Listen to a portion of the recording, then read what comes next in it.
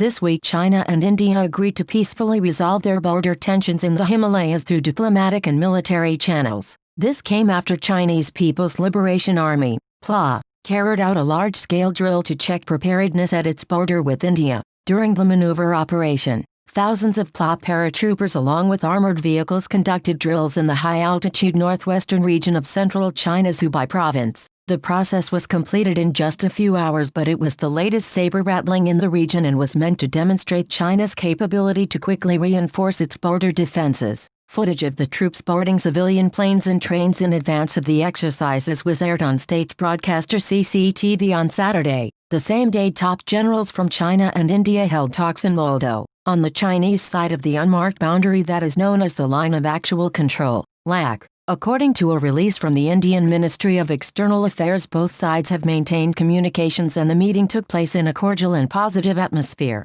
Both sides agreed to peacefully resolve the situation in the border areas in accordance with various bilateral agreements and keeping in view the agreement between the leaders that peace and tranquility in the India-China border regions is essential for the overall development of bilateral relations, the statement noted. This year marks the 70th anniversary of the establishment of diplomatic relations between the two countries, and while both sides have pledged to continue the military and diplomatic engagements, things haven't always been so cordial. Tensions have been growing along what is one of the world's longest land borders, and both New Delhi and Beijing have accused the other of overstepping the LAC. Indian strategic affairs analyst Shishir Gupta, in a piece for the Hindustan Times, suggested the PLA's maneuvers were part of a PSYOPs campaign that could lead to disillusionment among the public. He added, "It is quite evident that the resolution of the current standoff in eastern Ladakh will require a series of engagements with small incremental steps each time, if at all. Given the heavy deployment on both sides,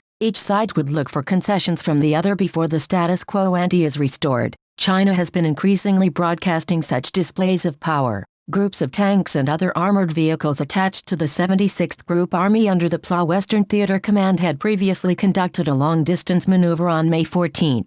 Thousands of soldiers from both China and India have been locked in a standoff for the better part of a month. Among the ongoing issues is the strategic road through the Galwan Valley and Ladakh that India has been building, a move opposed by China. While the Western media often portrays the Kashmir dispute as just one between India and Pakistan, China also controls some 17% of the territory. The LAC has existed since 1962 when the world's two most populous countries went to war in a pair of remote, mountainous border regions. In less than a month, China dealt India a devastating defeat, which drove back Indian forces on all fronts. The legacy of the 1962 resonates in both countries to this day. India has fallen far behind China's military, but today both countries share the outsized ambition to be a great power in Asia. If not the most powerful, China and India have, respectively, the largest and second largest militaries on the continent and the highest and second highest defense budgets. Both have huge domestic defense industries as well.